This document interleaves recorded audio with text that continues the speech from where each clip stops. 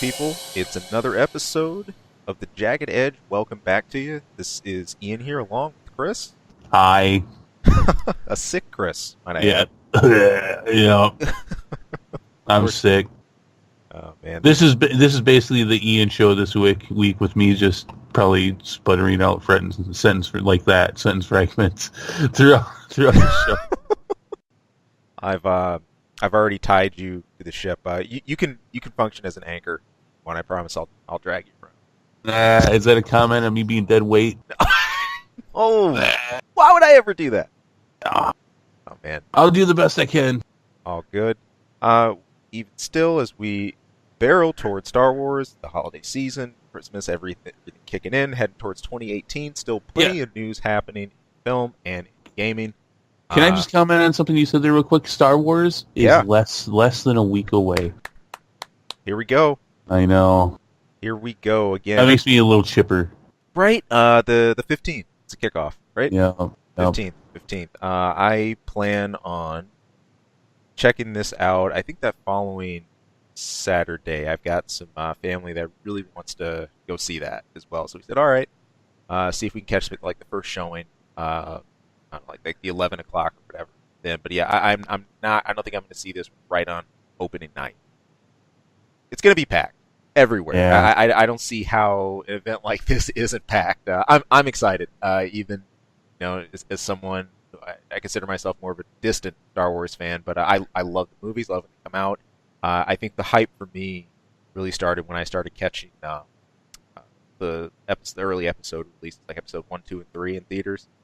I remember when episode 1 hit. I was still overseas at the time, and I went with 3 of my friends in school. Super hyped to see that, and then the Darth Maul battle live. That was awesome. But these have been on another level. I love the last one. And I'm hoping this is, if not more the same, better. Yeah, I already bought my candy. Woo! Because it's winter, so I can wear a jacket and hide my candy in there. Do you have the Maltesers? What are those? Those little chocolate malt balls. No, man, I got Reese's Pieces and Bunch of Crunch. You got the premium stuff. Yeah. Smart man. Teasers. What's this teaser stuff? Maltesers. Reese's Pieces in my teethers. Just like Guardians of the Galaxy 2. Reese's Pieces in my teethers. Love it. All right. Nom. Speaking of nom, Jurassic World. Fallen Kingdom trailer. Jurassic World 2, Fallen Kingdom. I'm not going to call it Fallen Kingdom. It's Jurassic World 2. Fair enough. I a couple of days ago at work, I commented this because a couple of coworkers of mine were actually complaining about this. The first thing that I kind of overheard them saying, this had dropped off my radar for a bit, but they said, "Man, it's like Jurassic Park have just ran out of ideas." What? Like, yeah, that was really the way they built it. They're like, I don't get it. They did all this. Why do they want to get back now? They spent so much time getting away. I said, that sounds like a little much. I'm not. I enjoy a Jurassic Park movie. The first one obviously is a landmark movie. Right. This last one was okay, but did record numbers. So now the anticipation and the hype for it is higher than they'll ever reach. Right. I enjoyed the second and third one. I'm fine with this. It's my understanding that the whole volcano thing, this actually comes out of the source material, Right. Which I never read, never will read. But it looks fine. It's Chris Pratt playing every character he ever plays, and it's fine. It looks like fun. I'm gonna go there. I'm gonna eat some popcorn with my popcorn movie, and yeah, sure. Hey, it's cool. Jeff Goldblum's gonna be in that. That's awesome. They're bringing his character back. Yeah, sure. This looks fine. It's JP, man. It's dinosaurs. There's only so much you can do with dinosaurs. Dinosaurs run around, they eat things, they kill things. And I dare say that's all you need to be entertaining. Speaking personally, Jurassic Park isn't an IP that's wore itself out with me. Again, it takes me back to the 90s, seeing the original film. I'm with you. while the one before their most recent didn't have as much impact. Yeah, I do keep up with these. I check them out. It's nowhere near worn out for me yet. It should be fun enough. It's fine. No, what I worry about are the ideas that they've had since, well, I don't know, a couple decades now, where they keep on coming out with this pre-production stills and stuff of the human dinosaur hybrid monsters that they always talk about with every single next Jurassic Park movie. They always bring them up in pre-production. Should we do this? Are we going to do this? Are we going to finally do the dinosaur monsters? Right. And just don't do that. I don't need to see human dinosaur mutated things. Don't do it. 'Cause hybrids. Yeah, Right? I don't need to see that. No. Not that I wouldn't love a movie with dinosaurs with lasers, and there's been cartoons about that coming from my childhood, but not with these movies. No. Put them in space, give them lasers, have them do all kinds of crazy stuff. That's a different franchise. But I'll go watch that too. Good stuff. Because dinosaurs. Right? And raptors. Well, yeah, raptors, but dinosaurs. Just dinosaurs. It's dinosaurs. The only reason I don't sit on my porch shooting birds is because they used to be dinosaurs. Now I hate birds. Oh, you know yeah. I've told you. Yeah, me and birds have a long standing feud, and I am not a fan. But they used to be dinosaurs, so respect. Your own 10-gun salute. So that's right. Love it. But this was fun. I enjoyed watching it. I don't know. I think the Jurassic Park franchise has, some people still keep it on that pedestal, right, that for some reason they think it should be on. It's fun. It's popcorn movie fun. It's dinosaurs chasing people. Yeah, and sometimes other dinosaurs. The pedestal Jurassic Park claim, the original. It's interesting. Most of the time, something, or at least you have a film that takes up a mantle like this. I look back at like Ridley Scott's, Alien. That's one of the premier, not just sci-fi horror, but Space Odyssey. I can categorize mostly all these, except Jurassic Park. I look back at that one and I say, okay, it's got this supposed, this big prominent spot. It's revered name, in movies. Then I look at, okay, I guess what could I say? What space does that really inhabit? Genre. It's just Jurassic Park.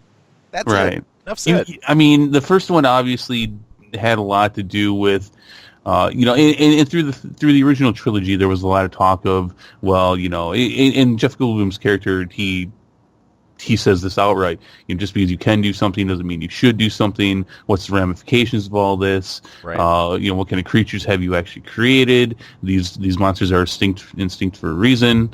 Yeah, but you know what? It's basically Jurassic Park 5. It's Jurassic Park 5. It's dinosaurs eating shit. You've done the narration here. The narrative is gone. It's come and gone. Now it's just dinosaurs eating shit. Back to good old grit and bone. Yeah, so it's all right. It's not as bad as a Transformer movie, so it's okay. I thought you were all about that last night. No. I'm all about it being done. I'm all about it having come and gone. I agree. Can't wait for Bumblebee with John Cena to bomb. I can't wait for that to bomb. I'll be seeing Aquaman. Man, yeah, my man, gonna go see Aquaman. Pretty sure wasn't Transformers Last Night the only film I think this year that we thought about reviewing and then just scrap. Well, and I really wanted to go see it. You did? Well, I didn't. But then at the last minute, I'm like, gosh, maybe we should see. This would be a train wreck. It would probably be a lot of fun. And then, no, you held me back though, and I'm glad. Because I really didn't want to give it money. It was just in that case, like, look, these things are just a shadow of what a film should be. This is just glorification of garbage personified. We had every reason why us and many other people didn't see it, didn't review it. You get all the reasons in the world. I'm glad we didn't, but yeah, we did. We basically boycotted it. Don't Even eat the beast. even though I had a moment of weakness, he kept me away from it. Yeah. Okay, we can waver. I'm a huge Transformers fan. I fell in this thing like maybe this one will be good. Maybe this time, no, it's not. It's really bad. Don't fall for the bait. Now I would go see Jurassic Park versus Transformers. Okay, I'm with you there. I take that even if you had something corny-esque like snakes on a plane. I'd want as long as Jurassic Park wins. Because dinosaurs, man. That's why the Dinobots are so popular. Robotic transforming dinosaurs. And they even got those wrong. Where are the lasers? Well, they don't know. They're not supposed to have lasers, at least not in their dinosaur form. Well, no, they do. They have lasers in the dinosaur form. They just got them wrong, just like everything else in those Transformer movies. Just wrong. It's just wrong. Yeah. Well, here's the thing I hope doesn't go wrong. It's the talks between Disney and 21st Century Fox. Yeah. That'd pick back up. I called that. Yeah, you did. I called these completely petered out, but this was a CNBC report that you mentioned. Disney acquiring most of Fox's entertainment assets. Fox is continuing to talk with Comcast too. Looking like this deal sits somewhere around $60 billion. That's crazy. Man. $60 billion. With a B. Billion. Good God. Well, if you think about all the movies Fox has made, I mean, just for example, the Alien franchise. Right. I mean, that's just one. That comes to mind right away. Unfortunately, I don't think of others after that, but I mean, outside of the obvious X-Men and Fantastic Four. Right. There's a series of powerhouse names here that Fox had rights to. Also important to note with this, now Fox would move both its movie and its TV production assets, but they keep their news, sports, the broadcast network, all that stays. Fox, fair and balanced. Very. Fox is 39% owner of Hulu. And that would go to Disney too.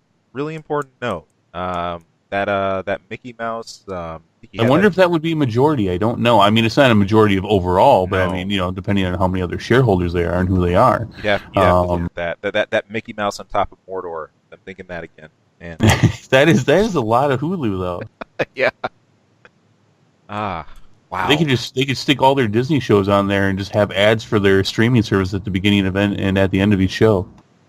Oh, you watching Hulu? Watch it over here. It's cheaper. Subs start at. Oh, did we say Star Wars? Yeah. Yeah.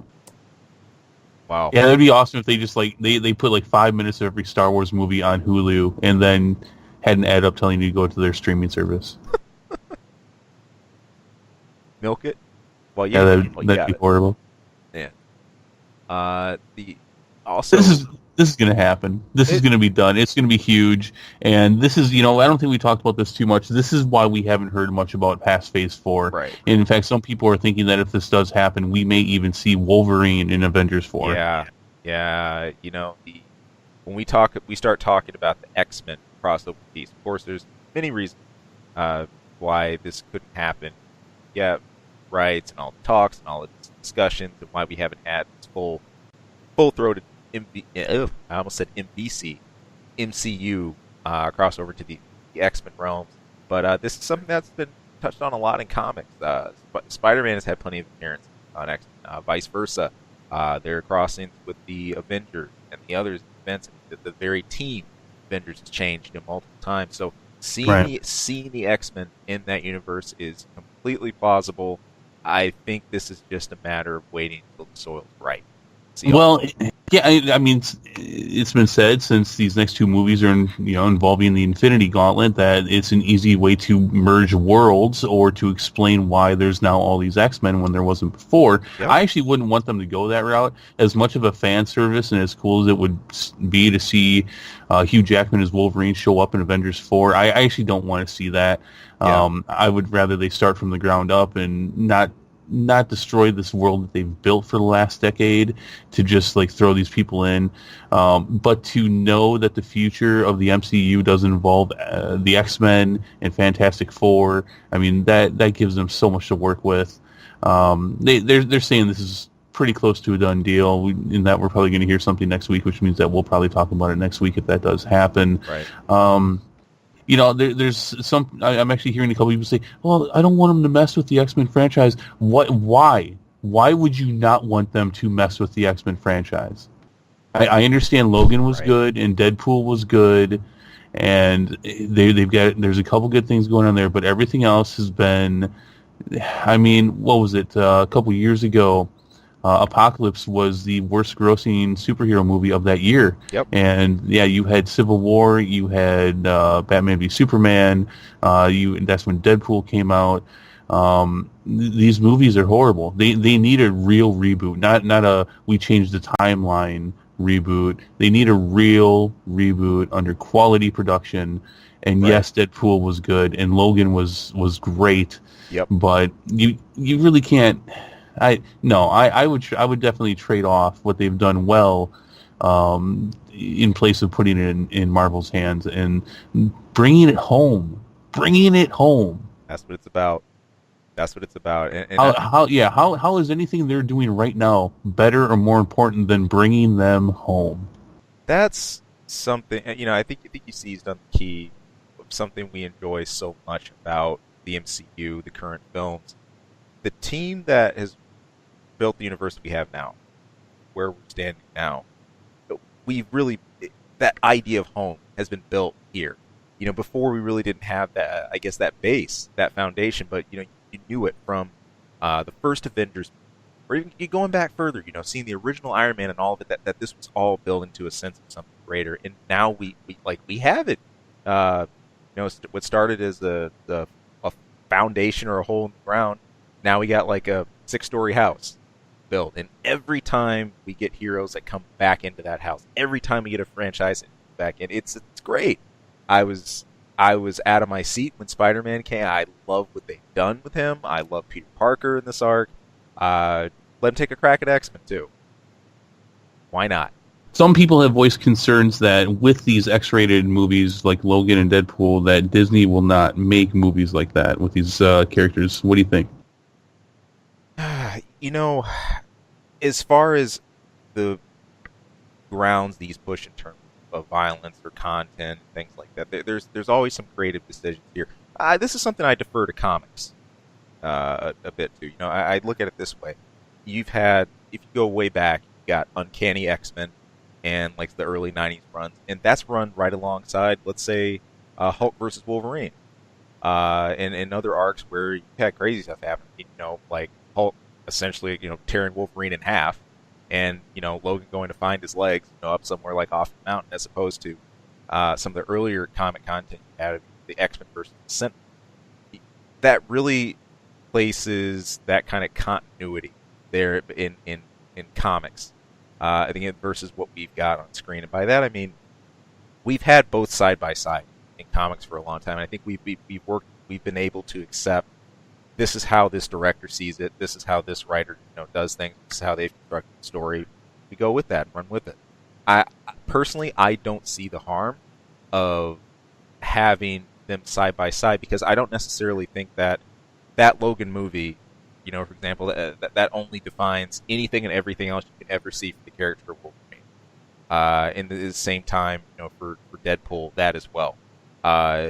If anything, I like looking at both these side by side and saying, you've really got stories that emphasize different elements in different ways. Maybe for Deadpool, that could do, depending on what people have grown to love, a little more harm and whatnot. It might, Disney might not push the envelope in certain ways like that.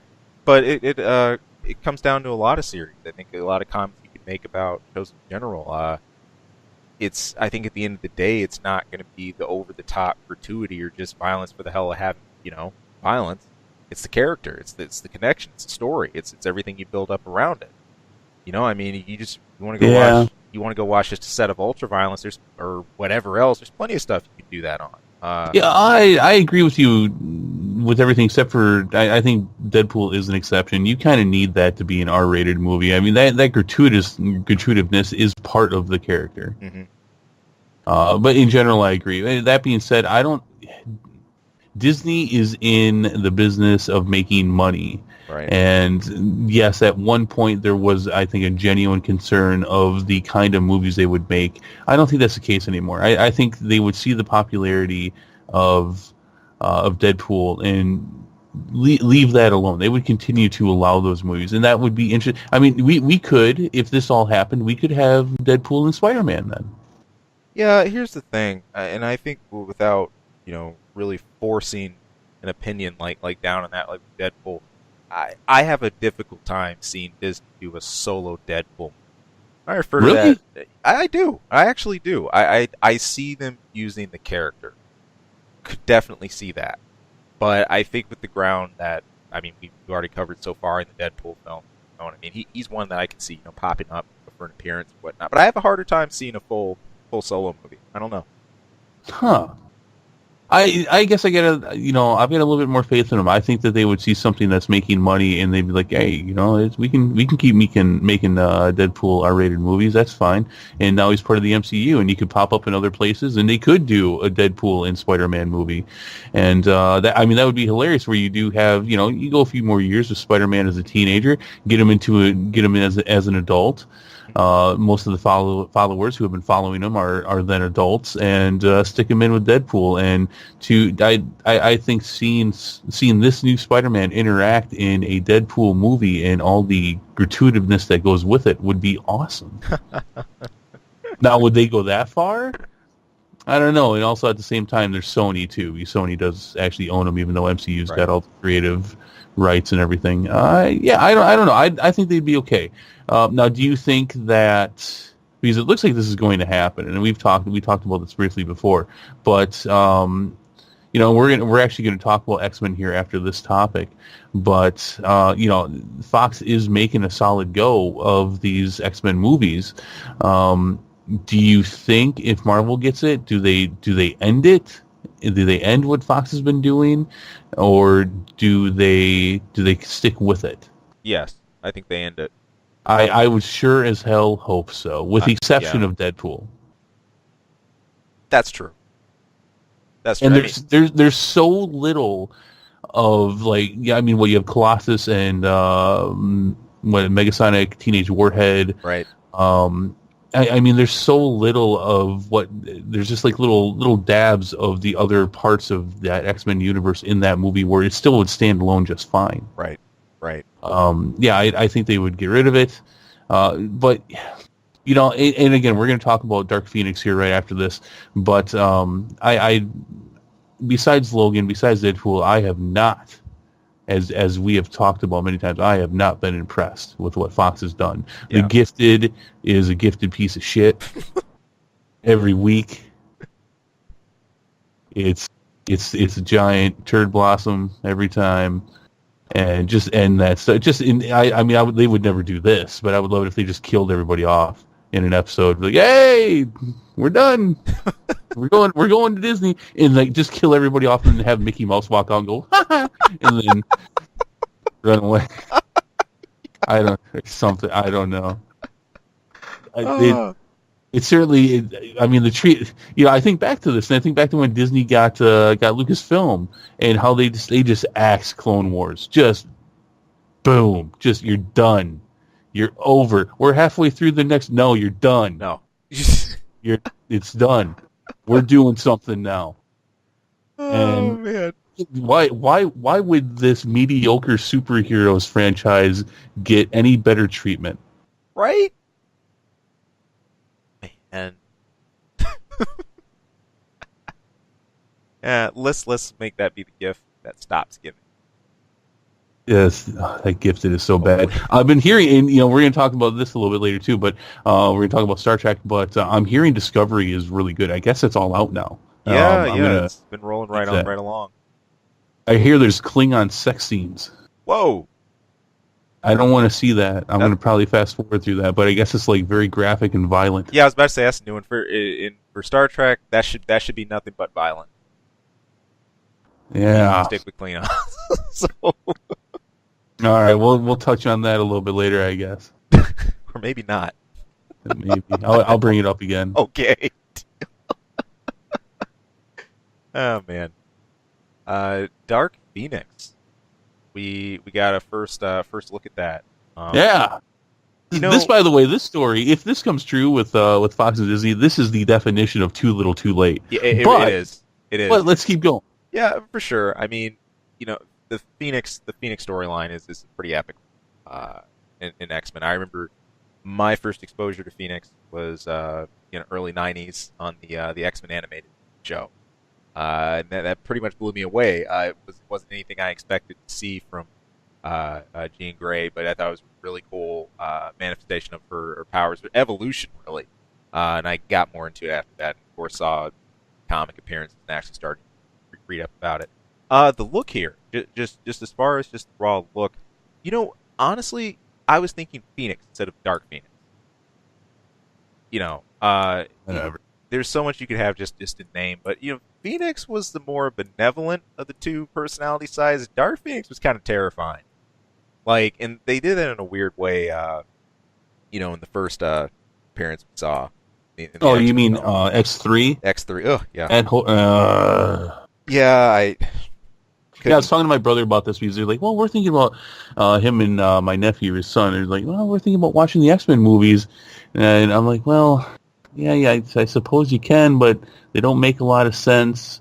And he's like, do they follow any kind of story at all? I'm like, well, the first three do, but the last one's really bad. It's really, really bad. But the first two are actually pretty good, especially for the time. Oh, yeah. Yeah. Okay, anyways, I'm sorry. No. But these pictures look cool though. Yeah, no, they're pretty sweet. If insert whatever pun you want to from Hunger Games here, Girl on Fire or whatever that was. Yeah, literally, you've got that here. No, I mean, a couple of cool first screenies. The image that I've always had solidified in my mind of Phoenix sort of harkens back not only the early animated TV show, but have you seen Phoenix in Marvel v. Capcom? No, I have not. That's a good look for her, especially the way they did Dark Phoenix in that. She's pretty awesome in MVC3. So I'm kind of hoping that it takes a twist there. There's a lot you can do with Phoenix character. She just really strikes me as sort of the almost like the goddess style incarnation, from beyond. There's just something Jean being possessed. Gaining way more knowledge and a completely different personality than she'd had before. So this can mean a lot of cool things. I think not just in terms of look, but I love what the story can bring. I just love how you said you take this dry, boring character and give it some personality. Yeah, why not? Actually, that was the thing, dude. Straight up, for Jean Grey, is just her as a character and her. Yeah, the arcs or anything having her as Phoenix, I would tune into 5 times faster than just your regular off the bat arc with her, tagging alongside, knocking down sentinels all day. Yeah. Do you want me to run down the facts on this? Yeah, there's a couple of little historicisms about it, how it's based. Go ahead and hit it. Yeah. It's set in 1992, about 10 years after Apocalypse. That's a lot of years to go by. It really is. Part of the story is going to be let me start again. I'm not going to edit that out. We're just going to keep going. Do it live. Part of the story's plot involves around the ego of Professor X, who is apparently pushing the X-Men to do things that maybe they shouldn't be doing as far as what kind of missions they take on and such. That's going to be interesting. They are going into space. That was something that we were talking about when we first heard about this, that we were hoping they would do, and they are, in fact, going to take this into space. This is going to be your X-Men space movie. About halfway through, there's going to be a huge, what do we have here? Huge swerve of some sort that's going to change things. That will, what were the notes? Will irrevocably change the course of the franchise. Big word. Mickey Mouse is going to come out. Yeah. It's going to hand them all pink slips. Here you go. That would be the best. I mean, hey, that would live up to the hype. That would change the course of everything. And Hugh Jackman, dressed as Wolverine, finally in the Wolverine costume, the yellow and blue, is actually holding on to the pink slips, giving them to Mickey Mouse, who is then giving them to the cigar in his mouth and everything. I'm all about it. I mean, you do know that he has said that he would love to he would actually continue being Wolverine in the MCU. Would he? Yeah. That's awesome to know. Because I know now I'd seen a couple of interviews where he was saying that he thought it would be really cool if the X-Men finally did manage to make it in the MCU, and if they finally did. But I didn't know he personally still had an interest. That's great.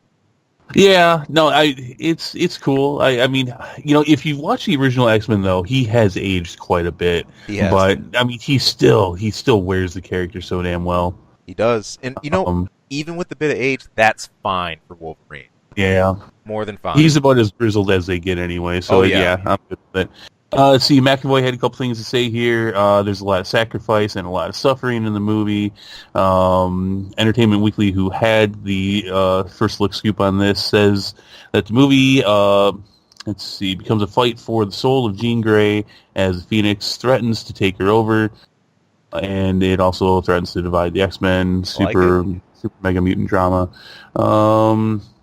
Yeah, I mean, I'm going to go see this. We're finally going to get, as little amount of time they had in Apocalypse, this new generation, this revision X-Men was the best part of the movie. Yeah.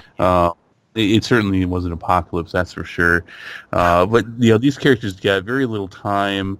That's why I get it. In fact, we've been told for a long time this would probably take another time jump into the 90s, from the 80s to the 90s. They're all going to be a lot older. It's kind of funny because the characters are then going to be much older than the cast that they cast for them, which is kind of funny. But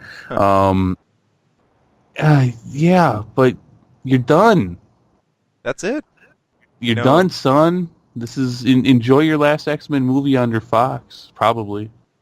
Another cool thing, I see Michael Fassbender listed too as part of the ongoing credits for this, which is great because I love him, Magneto, in these. Just a quick fun fact: Alicia Vikander is his wife, also the upcoming Laura Croft. Though she'll have nothing to do with this movie at all. I mean, she's not going to be X-Men or anything like that. It's I don't know. I think it's kind of cool to see them. Action films kind of coded. Oh yeah, no, it's good that they're making crappy action movies together, right? Sorry, Tomb Raider looks horrible, and I have no faith in the X-Men franchise under Fox. So no, yeah, whatever. I mean, yeah, and Jennifer Lawrence is coming back as Mystique, which, whatever. She really has a lock on that role. I mean, that is just hers. I can take it or leave it. Yeah. Mystique's one of those that I don't think you have to have nailed down to something specific. She's reprised that. But, I guess where I'm coming from is, if this thing with Fox is actually happening, boy, wouldn't that be hilarious if they just canned this movie? I just thought of that. They're in post-production. It's coming out next summer. Nah. Yeah, I think it's coming out in November. It's almost a year away. But it's just, the mouse just kills it. Oh, pink slip. You're done. No, I hope it does still come out. If this does happen, I hope it does come out. This does look good. The director is talking that this is very much a passion project for him, and he's always regretted how X-Men 3 came out. Oh, we did too. And that was Universal. And he's happy to get this opportunity to make what he feels is the way that movie should have been. All right. Cool. Make us miss it. If this is the last one under Fox, make us miss it. I agree. I guess that's where, in all seriousness, joking aside, which I mean, I'm going to have a lot of fun with this over the next year, but if this actually does happen, but yeah, just make us miss it. Yeah. And when you're done, when this movie's done and they're done in space and you're landing your what's the name of the X-Men jet? The Blackwing. There's a Blackwing when they're landing the Blackwing, just landed on top of that gifted cast. Just, God, that show's horrible. Have you watched it recently? No, not at all. Watch an episode. It's so bad. Uh, I didn't even finish Inhumans. There was like 2 episodes left. They didn't come out like right after, so I'm like, well, all right. I had the attention span for the Inhumans like a 5-year-old with ADHD. So when the next one wasn't readily available for me, I'm just like, all right, well, that was a thing. I really don't care how this ended. So next. No. Yeah, now we got Agents of S.H.I.E.L.D. to bitch about. Oh, God. In space, at that. In space, there was some really... Gosh, that whole 2-hour season starter was great up until the end. It really looked like they were building this up as a, what if Thanos came and destroyed the Earth and the heroes didn't stop them? Right. And it really was building up this whole time like it was this what if that had happened. And I mean, what's left of humanity is on the spaceship. By the way, major spoilers. Not that anybody cares. But everybody's what's left of humanity is on this spaceship, and there's Kree all over, and they're dominating them. There was some cool aspects to this. And then it's like, no, Quake, you did it. It's like, God damn it! Don't know why. The show's on now. Actually, it was on yesterday. I haven't even watched it yet. I'll probably catch it sometime tonight. But after last season, which was really good, and Ghost Rider. I showed you a couple Ghost Rider clips. He looked good, right? You did, yeah. Ghost Rider was awesome. There wasn't enough of them, but there was, considering the budget and what it was was good. They've done this a couple times. They had Ghost Rider on in season 1. They had Deathlock. And that was a really fun build-up. You know who Deathlock is? Oh, yeah. Yeah, they had Deathlock, and there was, ever since the show, which we've talked about once or twice, I know, lost the only Avenger they had. And, to give her own spin-off, and then canceled the show. There's just this is really just a situation where the left hand has no idea what the right hand's doing. And they're missing key characters on the show this season. I have very little faith in, Ouch. Whatever. The show's done some stuff really good. And Agent Coulson, for the most part, has been a very interesting character. There are some interesting characters in there, despite this whole thing trying to blame things on Quake. She has been an interesting character as well. There's been but in large part, this show has been very disappointing. And if this is really the last season for Agents of S.H.I.E.L.D. and there isn't some major crossover, because they haven't done any since season 2, really. If there isn't anything, Right. This has been an experiment for viewers as far as, well, here's this spin-off show from these movies we love, and there's been some interaction, there's been some Nick Fury, there was Lady Sif, there's been some direct correlation between the events in the show with the events in the movie, but it's been very minor and hasn't happened in a long time. If they really end this thing without there being some kind of major interaction, it really does show us that, unfortunately, as much as we love Marvel movies, their expansion into the small screen is really non-existent. Right. And that's going to be really just a big shame, at least until the crazy godlike mouse comes out with their streaming service, and then maybe they'll do it there. Maybe with more control, they'll be able to do that stuff. But I don't know. It's the pipe dream we keep talking about. Keep just chomping at the bit, looking at it, and it's been unfortunate. It feels like every time we get pumped up for that, we're looking for that link. Here it is. Here's the show link in MC. We don't have it. No, it's been so minute and it's just so unimportant. I would say the most important part, in Winter Soldier, was it Winter Soldier? No, it wasn't Winter Soldier. It was Avengers 2 when Nick Fury just shows up with another one of those hover station things. What do they call those things? I'm with you though. You know what I'm talking about. Yeah. Yeah, and if you don't watch Agents of S.H.I.E.L.D., you're probably like, where the hell did that thing come from? The Agents of S.H.I.E.L.D. actually tackled where that came from. So that was cool. So that was probably the most direct and impressive interaction that they've had, where it was, okay, well, if you watched Agent of S.H.I.E.L.D., you know exactly where that thing just came from. And in fact, during that movie, you're kind of watching and wondering when it's going to show up. So that, that was interesting. And of course, S.H.I.E.L.D. falling in Winter Soldier obviously had huge ramifications as far as the TV show, because it's all in the same world. But that was 3 years ago. Right. It's very disappointing. Lots changed. It's it's like here's this huge sandbox, but we're just gonna hang out over here. All right. Get in the box. Are you sure? We got Ghost Rider. You want to play with Ghost Rider? He's kind of cool. No. No thanks. Whatever. Oh boy. Very disappointing. Man. Anyways, what the hell were we talking about? X-Men. Yeah. X-Men. And I was gonna say there's some disappointment. I was just gonna jump over to JLA about somehow some disappointments have ramifications. That is failure of Justice League and the WB and DC shakeup following that. Yeah, this I think is just the beginning, honestly. Yeah, this was a report from Variety. They were saying that some of the changes that DCEU higher-ups mentioned, one is the current DC movie head, John Berg. He's out of here. Yep. Another See ya. Laters. Another Don't let the door hit you on your ass anyway. Whack. Jeff Jones. Am I saying that right?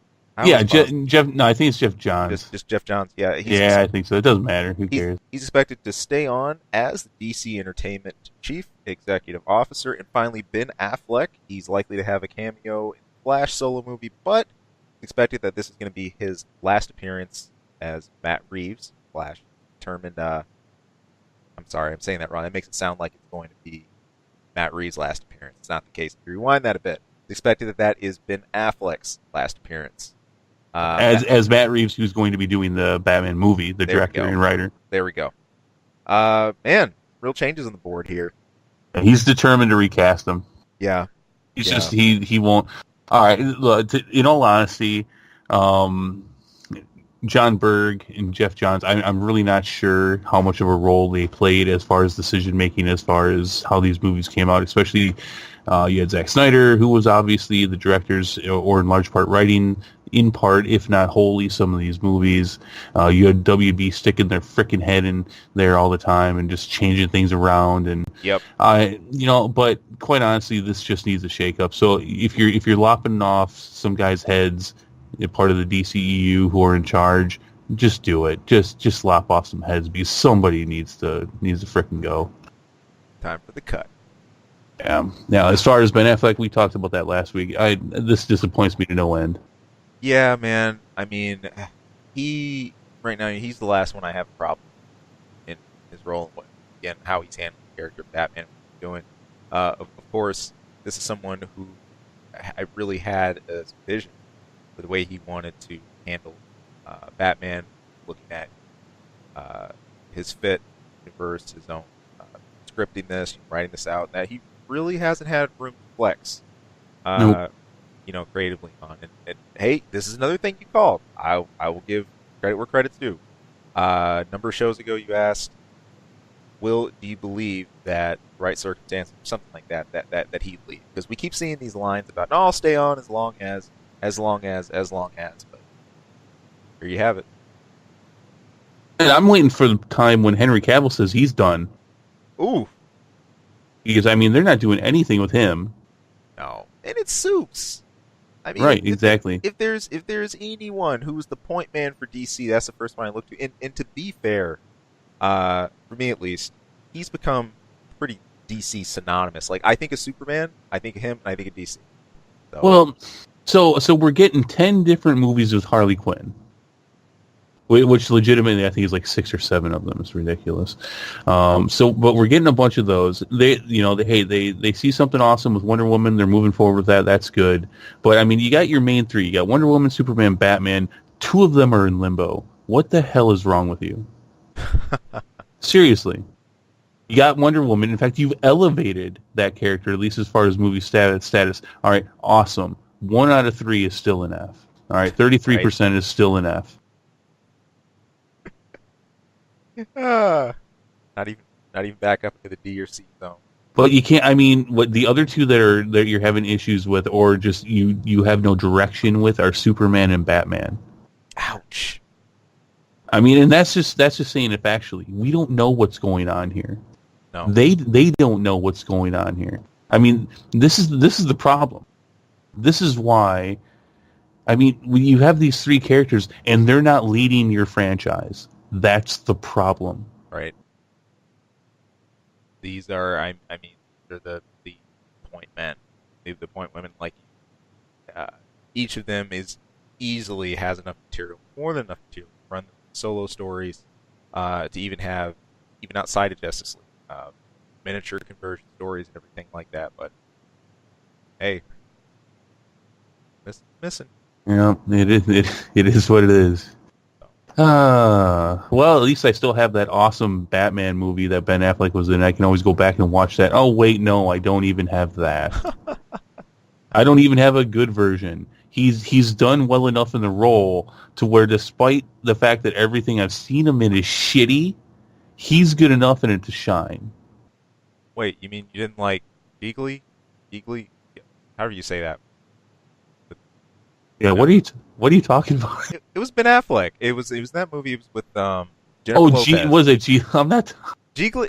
I'm talking about him as Bruce Wayne as Batman. I know. I'm totally trolling you. Roles that you've seen him in, but I'm messing. He just wants to make a good superhero movie. He does. I remember 3 years ago we're talking about that. He's so excited. He's like a little kid. Christmas morning. He's like, oh my God, I'm freaking Batman. I've put on 200 pounds of muscle. I'm all over this. I mean, his excitement for this alone was just, and then you have that meme of him doing interviews. He's got the Affleck sad face. It's become infamous. I have a sad face, but millions of people have a sad face with him. Oh man. All right. Poor guy. Yeah, he just wants to make a good superhero movie. Bring him over to MCU. They'll find a role for him. Yeah. Put you back as Daredevil. See? See? That right there. You weren't the problem with Daredevil. Come on, Ben. Come on over, Ben. Come on. You want to be an X-Men? Well, let's find an X-Men for you. There's 10,000 of them. I'm sure there's one that fits you. Oh man, easily. It's like pick an arc here. They'd fit them. Love it. All right. Lastly, this comes from the Star Trek side of the universe, whichever universe you want to paint that in. I guess it. Can I just say something real quick before that? This comes straight. This news piece comes straight out of Bizarro World Star Trek. Yeah, like everyone's got mustache and goatees. This is crazy. This is wacky. Probably the last thing I expected for the creative direction of Star Trek. But yeah, check this out. This is a report from Deadline that Quentin Tarantino pitched an idea for a Star Trek movie to Paramount, and they've given the green light to move forward. So J.J. Abrams and Tarantino met in a writer's room, gathering up for a pitch and to start working on the story for the movie itself with other writers, producers, etc., etc. And it's looking like writer Mark L. Smith might write the film. This is the same guy who worked on Revenant with Leonardo DiCaprio. Great movie, by the way. Yes. Really enjoyed that. Tarantino mentioned that a base requirement for this film, it's got to be rated R. And Abrams and Paramount agreed to that. My first... Wait, actually, hold on. Because now I told you about this. You didn't see this. So right. I told you. What was your initial reaction to this? You were kind of dumb shot. I said, huh. Yeah, I think that was my exact first reaction. And I think I said that because creatively, it just surprised me Tarantino stepping into Star Trek. He while this is definitely somebody I do trust for an overall vision of creating an arcing story, that bombastic style and just who he is stylistically. That's probably one of the last things I ever imagined coming to Star Trek. So that is a surprise to me. But the fact that he is uh, co-writing this. He's going to be multiple hands on this, obviously. J.J. Abrams still involved. Man, I don't know what to make of this mix. What's this going to be? It's crazy. Now, I even looked into this a little bit, and the only other thing that he's ever done with existing franchises is that he's directed a couple episodes of CSI, and way back when he directed an episode of ER, and you're reaching back into the 90s for that one. But besides that, he's not done existing franchises. He's created franchises, or he's done standalone films. There's something saying now how a lot of his movies, which we've known for years, there's always been a handful of his movies that take place in the same universe, but they don't really play off of it or anything like that. But, he's not done something like this. No. So we don't really know. I mean, I would have to think, just because of his roots in the kind of movies he's done and from what you've seen in interviews and such, that he would be very respectful to the franchise. Right. You would at least hope so. Right. But, I mean, in a franchise which more often than not takes the high road, this is a director who loves the low road. Oh, yeah. Oh, yeah. He plays in the low road. He's the troll of the low road. And I mean that in every respectful way possible. No, I right. mean it's gritty and dark and nasty, and there's blood everywhere, and people are dying, and And this is what causes the conflict. Star Trek has long been that series. Even talking different species, races, political issues, Starfleet. It's always been the series that, at the end of the day, takes that slight cut above step. There's usually some sort of commentary, if you look up between the lines, on a social ill, or how that's represented through this series. That's stance that Star Trek's always done, I think, pretty well. But yeah, where do we go with that? How far do we take that? It's crazy. Or out of the gutter? I don't know. Right. Well, no, it's going in the gutter. Yeah. It's going. Put your warp speed on gutter. Oh boy, it's going there. But I mean, that's not to say it's going to be bad, but it's definitely going to be new. I mean, a couple things here. It doesn't say he's directing it. Right. This is a vision he had that he brought to them, and they're running with it. And they're running with at least what we know is at least one of the stipulations. So you've got to expect that there's going to be. I mean, if he wants it rated R, he wants it rated R for a reason. I don't see him as the kind of creator that says I want it rated R because. No, he wants it rated R because he knows there's going to be things in this movie that are going to be so graphic that, I mean, which again. I mean, it tends to lean towards violence for him. Yep. But yeah, when I first read this, I hated it. I'm like, no, you can't do that. But then I started reading about some of the things they've been doing in Discovery, and then I started hearing about graphic, violent Klingon sex and other, But you know what, though? Here's the thing: the reboot of Star Trek has not been the best. There's been some great moments. I've not been a huge fan of it, really. I kind of think that they jumped the shark a little bit with the last three movies. Which, by the way, this does not say that this is going to be a part of the Enterprise crew. Right. So we don't, there's nothing saying it's going to even be that. But which could have pros and cons depending on how you look at it. I mean, if you're gonna give Tarantino a Star Trek movie, maybe you give him a fresh set of characters. Right. So next thing you know, I can only imagine what he would do with Spock, and just the dark road he takes Spock down, and next thing you know, the entire Enterprise crew is dead, and he killed them. I could see that for Tarantino. I know. So give him some new toys. Don't give him your toys. Yeah. But yeah, at first I'm like, no. But now I'm like, let's do it. Let's get on the crazy train and let's just ride it to the end. That's where it goes. And why not? What do they have left? I mean, Discovery, again, I have to watch Discovery. I liked what I saw there, and I've been hearing nothing but good things. And again, we don't know when this takes place. We don't know where this takes place. We just know that it's a Star Trek movie, and it's his vision, and he brought it to Paramount. So it could be with Kirk. It could not. It could be in that era. It could not. It could be after Voyager. It could be a continuation of the original timeline. Never know. Yeah. Um, Cool. yeah, but it could be anywhere, it could be anything, and we just know it's Star Trek and it's Tarantino. And at first I was like, nah, but now I'm like, yes, strap me in. I will pay admission for this ride. Right on. Let's see it. Let's see it. All right. All right. What do you think though? You're the bigger Star Trek fan though. No, I am. I've kind of, I've really expressed my thoughts on that. Show me where the rabbit hole goes on this. Star Trek is a series that has, I think, always been able to innovate itself in a way. I mean, you've kept similar themes, a lot of things like that happening, but it's going to be an interesting, fresh injection for the series. Creatively, Gene Roddenberry, his guidance, and now with J.J. Abrams being so involved in a lot of it. The one thing that it hasn't ever had, is, to my knowledge at least, is a huge shakeup of a lot of the creative balance in it. So having this next piece injected, hey, this actually is not something I'm opposed to right now. I'm actually kind of interested in seeing how this will pan out. So When you said Gene Roddenberry, I envisioned something in my head of Gene Roddenberry and Quentin Tarantino trying to work together on a movie. oh Lord, That good luck.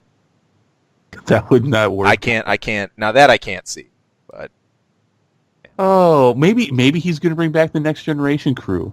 I don't know. That's why I love this. This guy is a wild cannon, and I mean that's crazy. I want it. I want it though. Every bit of it. good stuff. Give me Kill Bill with Star Trek. Do it. You just want a crazy '88 scene on the bridge. Oh my gosh. What are we gonna get with this movie? Oh, I hope it makes it through the process. I really do. Because I give this thing 50-50. Really, Yeah. at some point they cancel this thing because it's gonna get too nuts.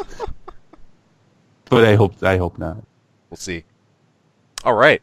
In gaming, there for our last segment here is a couple things we want to cover. It was a pretty big event that happened just a couple of days ago. This was the Game Awards, sort of like the Emmys gaming. We're at the end of the year looking at what hit Game of the Year, what placed well in what categories. We had the best direction, narrative, score, music, all that good stuff. But an important note, there were a couple of trailers that made some major debuts here. The first was from Hideo Kojima with his Death Stranding trailer, long, gigantic 9-10 minute cutscene. I think from a lot of what we saw here as far as footage goes. Now, there's been a lot. We got Daryl. Daryl from Walking Dead. We got Daryl. Where's his crossbow? It's there's nothing hidden about. He didn't have a crossbow, did he? I didn't watch all. No, of he it. didn't. He didn't. Okay. He had like a. I was gonna say a spacesuit, but more like a bodysuit. He did. He have a gun? I think he had a gun. Did he have a space crossbow? No. Did not like a Chewbacca crossbow. Okay, where's his crossbow? Hopefully he gets one at some point in the game. We don't know a whole lot about this in terms of gameplay or anything yet. There's a lot of vague hints at exactly what's happening. A lot of this footage here were taken. I'm just going to say Daryl straight up. Daryl. Right into Daryl. I give you permission. Arigato. Right into Daryl's perspective on some sort of really ethereal invading alien race. Of course, looks like that they can't tell if they're parasitic or if they're causing some kind of disease or infection. Basically causing people to wither, decay. That could be, who knows, the crazy amount of things could be going on there. But really, the biggest part of the footage is Daryl trying to protect some child that looks like it's about maybe 8 months or so along in development, 8.5 months, and it's encased in this little like vial, this like tube he's carrying. Not a whole lot of really deep hints at a story or anything. Some pretty big monolithic looking enemies and things like that, but here it is, Kojima's big project since getting involved in his own studio, leaving Konami. Of course, the creator of Metal Gear is always going to make a splash with what he does, but he does have a tendency to get in these really long film rants / runs. He's kind of like he reminds me of Nomura from Square, except that when he gets off into these movie-style cutscenes, it makes me wonder why hasn't this guy just done something like an Advent Children or like a Metal Gear movie already. It really seems like what he wants to do with how lengthy these cutscenes and stuff get. So, again, I'm not sure on the release of that yet, but keep an eye on that. The other teaser that we got, this was from Software. There have been a lot of statements in the past about there's a project somewhere in the wings. Some speculated that it might be an Armored Core game or a reboot. No. They will always speculate. Right. No. Not what we're seeing here at all. If anything, this was really short. It was only like 13, 15 seconds or so long. And really vague and kind of bereft of details. But you just see a bloody rope being suspended by some kind of device, wound tightly, and it ends with the title being Shadows Die Twice. So, it's not known yet if that's going to be the actual game title, if that's going to be just a catchphrase, what we have along here, but From Software's got something cooking. What do you think? You said that most likely is Tenchu? You know, the only reason I say this had a Tenchu vibe to it is just a couple little hints from it. If you look at the background, the parchment, the paper, it's like there's like this bloody paper that the device is over, and it's some really ornate Japanese kanji that's written, and so it looks like a partially like written scroll or something like that. People have speculated for years at some point that Tenchu could return somewhere. We might see it again, for next gen or with an updated rehaul. Hey. Even if it's not Tenchu, and I wonder if they're going to base this in like medieval Japan or something like that, it's got leanings towards that. So we'll see. Don't know. I suppose it's been a very long time since they did a Tenchu. Sure, why not? Those are fun. Yeah, well, they were good games. I mean, lately we've had so much of Bloodborne, Dark Souls, Demon Souls. I would at least expect, even if we're still doing action combat, that they'd sort of maybe depart from those a little bit, go for a new series. We'll Friggin' Daryl. Friggin' Daryl. Isn't that what it comes down to? That's awesome. Yeah. Real fast to some of the biggest categories we had. The Game of the Year went to Legend of Zelda: Breath of the Wild. Some of the other candidates were Horizon Zero Dawn. That's gotten a lot of awards, a lot of focus. Oh man, there sits on my freaking counter there too. I have not played it yet. There you go. Persona 5, Super Mario Odyssey, and PlayerUnknown's Battlegrounds. The heavy hitters. Some of the others here, as far as the best score and music, this made me smile. Cuphead was in the nominees for this. Didn't win it. Nier Automata got the actual award for that. This was also alongside Destiny 2, Persona 5, Super Mario Odyssey, and Zelda again. But Cuphead did win the best art direction, I think, as it should. And it also took best indie game for the year. So that was pretty cool to see. That's a game we watched on the sidelines really develop here. But it was a good conference. We had a ton of different categories, everything down to best mobile and best handheld game, best VR. There's a whole lot to look at here, and even some stuff that I know I wasn't even keeping with, like the best, the most trending gamer, the best esports game, and a few categories like that. There's a whole lot here. So plenty to unpack. They were fun to watch, and gaming Emmys. Yay! Here you go. All right. I'll note this. You'll like this. The award for the most anticipated upcoming game, The Last of Us Part 2. You don't even need to hold that competition. That's where it's at. Now you're further in the original now. Yes, I am. Are you still at the college? I am. Still at the college. I'm about arm deep. I am gonna have some time off soon. Coming here for the holidays. That is where I'm gonna make my gaming rallying cry. My goal is to go ahead, finish Last of Us by the end of this year. Finish that during break. Learn the Electric Wind Godfist so I can stop playing Tekken for a while, and hopefully get on to some other stuff. This guy, I see. This is what I don't understand. He's playing Tekken. He plays Tekken. Tekken 7 is awesome. Yeah, but you have, which by the way, no, but you have The Last of Us sitting there. How long has he had this? I got it for him for Christmas last year. And there it is. The Last of Us, the last of this year. And it just sits there. You say that. Hey, if it sit there, I wouldn't have even made any progress on it. Do you genuinely know how this game ends yet? Has it been spoiled for you? No, it is not. Okay. I've done everything I could to keep myself away from that. Okay. All right.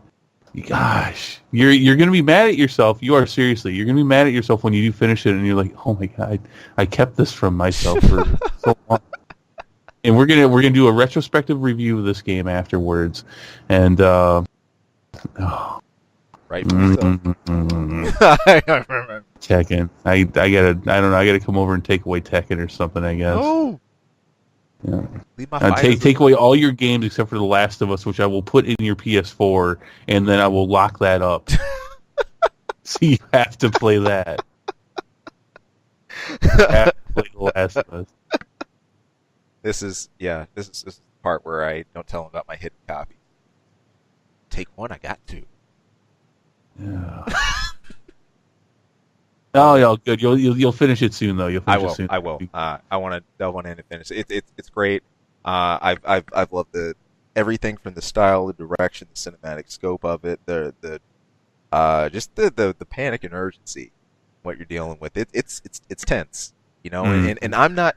This is so out of my league, you know. I'm not one to pick up survival horror games, and they're never the ones that I imagine myself really getting into. You know, look, let's go way back. The last real two survival horrors that I sat down and played were Resident Evil 2 and Silent Hill. First one when it came out. I don't play these. Not my thing. You're not wrong for throwing it in that category, but the game really does transcend it. No, it does. It does, and that's I really believe that's why I am enjoying it, and why it is really solid. And it's not something that I want to pick up for like 20 minutes and drop. No, I mean each time you play it, it's really engaging. I remember when I was playing that game the first time, and I was dating this girl, and she wanted to come over, and I was like, no, you can't. I didn't tell her why, but I was knee deep in The Last of Us. I'm like, oh, there's no stopping this. Even asked Roar, and I'm like, Roar, what do you think? He's like, no, dude, you gotta kill this thing here. I'm like, all right. Priceless.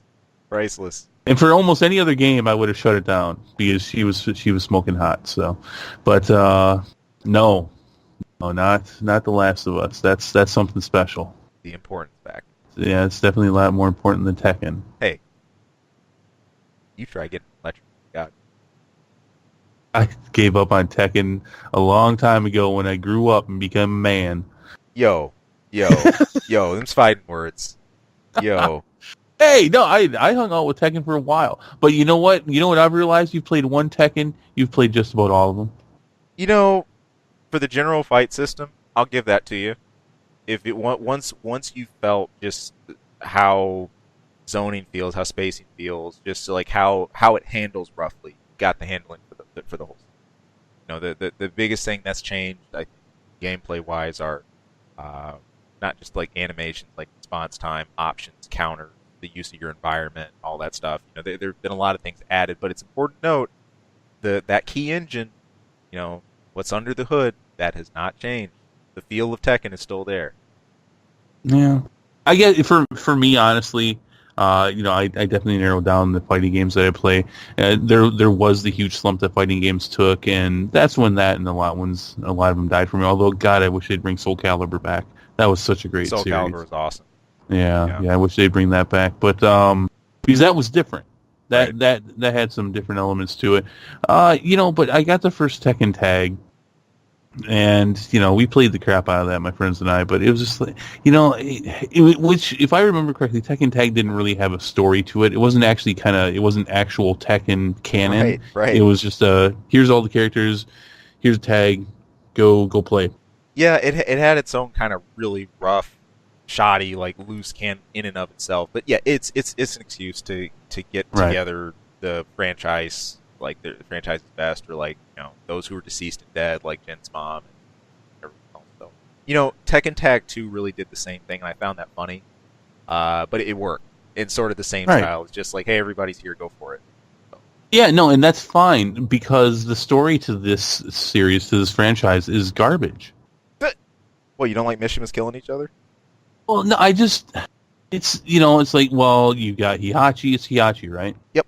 Yeah. and he's got a son, and his son's a demon angel thinger, and then he's got a son, and he's got elements of that, and it's just in one of them dies in one game, and then the other one's going to be the bad guy now, and so he's the bad guy, except for then the one that died comes back and says, no, I'm the big bad guy. Am I wrong? I'm not wrong on this, am I? No, dude, Tekken is about Tekken up until 7. Things finally changed. Has been about the battle of the missions. It is the fight between that family for who claims that corporation. Both both me too. Jin, Heihachi, and Kazuya all want a piece of the mission of Zaibatsu. Keeps changing hands. Who claimed it? Tekken 7, I think if they do 8, going beyond, which they probably will, going beyond this, dynamics definitely change because they ended some stuff with this one. But Yeah. Is King still around? yeah. Is Armored King still around? So it's kind of cool. King is kind of his moveset is he's sort of adopted like both styles now. Is the bear still around? Oh yeah, I love the bear. Not the panda. Screw the panda. the grizzly bear. Yeah, the bear. Used to love the bear. Oh man, Roll over on him and stuff. good stuff. Yeah, but no, not anymore. I'm done with it. I All play big kid games like Fortnite, My Little Ponies. Yeah. My Little Ponies. Okay. No, Fortnite, the Battlefront 2 killer. Fortnite. Oh, That's a tragedy. Yeah, it is. So I'll just real quick on this. So I'm supposed to do a review for Battlefront 2, which keeps getting pushed back because the shitstorm that comes from Battlefront 2 has not stopped yet. So I've rewritten this thing a few times now. Now, one of the reasons why I wanted this game so badly was because my nephew's been talking about it nonstop. And, I got it for the PS4. He's got a PS4. I'm like, I'm going to play with my nephew. It's going to be fun. We never do anything because I see him maybe 3 or 4 times a year. And so now he's all about it, and now he's not going to get it because the shitstorm is so bad that even a 12-year-old kid has been defranchised from what's happened with this game, which is just mind-numbingly crazy. So what does he want for Christmas instead? He wants this game called Fortnite, which does look interesting, and it does look like it could be fun. It wouldn't really hold my attention for too long, but the fact that this game has toppled over Battlefront 2 is, I can't think of a better way to summarize what has happened here. This crazy little, what did you happen to see who makes Fortnite? No, I thought it was a pretty major dev. Here, I got you. Give me 1 sec. Okay, so I was gonna look it up. He's gonna look it up. So it looks like fun. It's definitely, I'd say it's for kids of all ages, but it's definitely for kids. You're running around, there's monsters and zombies, and you gotta make forts and protect people, and you get weapons and stuff, but it's all in a very cartoonish style. It's all very tongue-in-cheek. Epic game. Epic Games, I think I've heard of them before. Oh, yeah. Yeah. A lot of things with the Epic, man. Let's go all the way back. Unreal. Oh, okay, yeah, okay. Yeah. I used to love Unreal. Heck yeah. I gotta check them out. Last I was looking at them a couple of years ago. They went all independent, and they were letting the game out for free. It was in beta. It was all like fan interpretation and fan interaction as far as what was happening. But I got bored of waiting for them, so I gotta check that out. Battlefront 2 went down to this game. It's crazy. Merry Christmas. Merry Christmas. Right. EA can... Never mind. That's even more graphic than I'm willing to say, and I'll drop some F-bombs on the show, but what I was about to say, I won't say on this show. Fair enough. EA can go suck an egg. There you go. But I think you're going to have some comments on what I'm about to say. I'm going to cover that over in the info minute. Oh boy! Info minute. All right. So, When's Chris? When's the last time you bothered messing with like plaster? Just do a DIY project. Maybe fill a hole in the wall or something like that. I'm sure in the last couple of years in property management, I've gotten my hands on some plaster and covered some holes in walls and such. I can't think of anything definitive, but I know it's happened.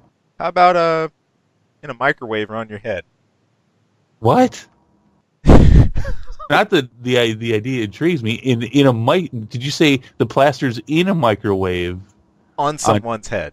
On somebody's. Okay, you have my interest, sir. This is a prank that has gone completely wrong in more ways than I can describe. This was from actually a YouTube channel called TGF Bro.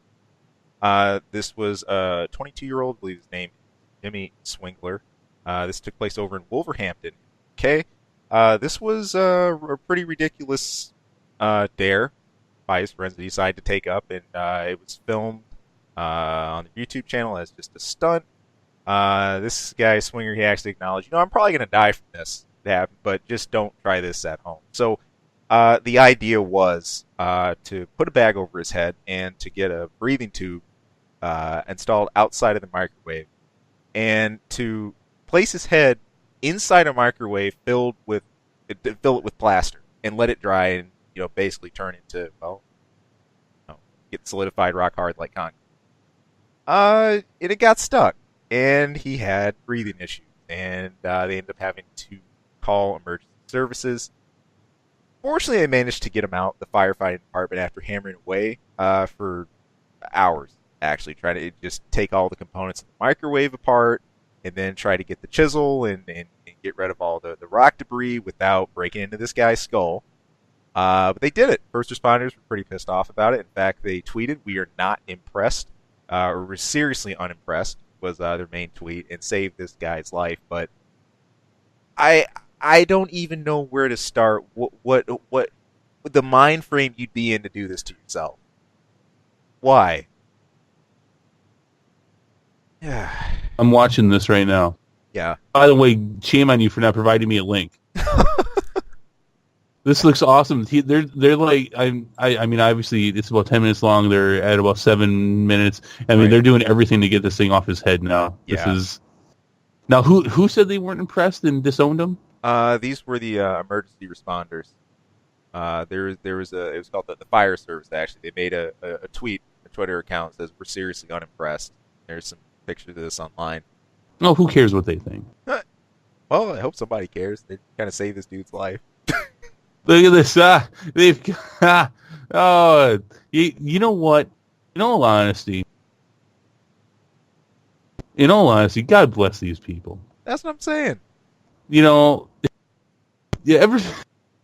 ever since Jackass, these people come out and they do these things, which, hey, you know what? I don't want anybody to get hurt. I don't think anyone should get hurt. But God bless these people. They're entertaining the shit out of me. Yep. Now, the funny thing about shows like this is, I mean, sometimes they get hurt and they'll show that. But if anybody was to die, you wouldn't see it. Right. It wouldn't air. You're going to have to go somewhere in the deep, dark corners of the internet to find those videos. Right. Which I'm sure do exist. But this is hilarious. I mean, here they are with the emergency first responders chiseling them out of there, and this is awesome. I was gonna say, I gotta admit, the best scene, for me at least, the best scene was once the plaster, I think polyfill actually set in, and he stands up with the microwave like embedded on his head. That was a pretty good image. I mean, this is great. They just got it off of his head, and they're like, "Oh yeah, so bro, you did it!" And like the cops are around, just like, "You fucking dumbasses." I mean, if I were the first responders, I would have made them stop recording. Yeah. No, you're done. You're done. That or give them a bill, which they very might have done. They absolutely could have given them a bill for this. Which is funny because, I mean, that's something that, working in student housing, as I have, that's something that that younger generation, young adults don't understand, is that if you do something dumb enough and you need emergency services, they could bill you. Oh, yeah. You could end up. They think that stuff's free, and generally it is, unless what you were doing was so stupid that they don't think the taxpayer should have to pay for it, and they will bill you, and it will not be cheap. Oh, we. I mean, a fire truck alone is worth millions of dollars. Oh yeah. So to get one of those to roll up on you by that is still, that's a lot of money. So hey, that's a thing. Oh man. There you go. You did exactly what they wanted. You got us talking about them. The pranks get bigger, bolder, and more ridiculous. That's fun though. All right. That is going to be all for us this week. However, stay tuned, stay locked right here. We got Star Wars right in the way. Cannot wait to do our review. The next week is going to be a week full of hype, full of lightsaber sounds. Pew pew pew. TIE fighters, X-wings, the whole deal, alongside our show. So we will bring all of that to you right here. So again, as always, thank you for listening. Stay locked right here. We'll catch you soon. Hey people, thank you for tuning into this episode and taking a listen. If you like our content, if you like what you're listening to, is there anything to go over, hey, please, we would not only love to hear more from you, but if great, if you could throw some support, you can subscribe right below.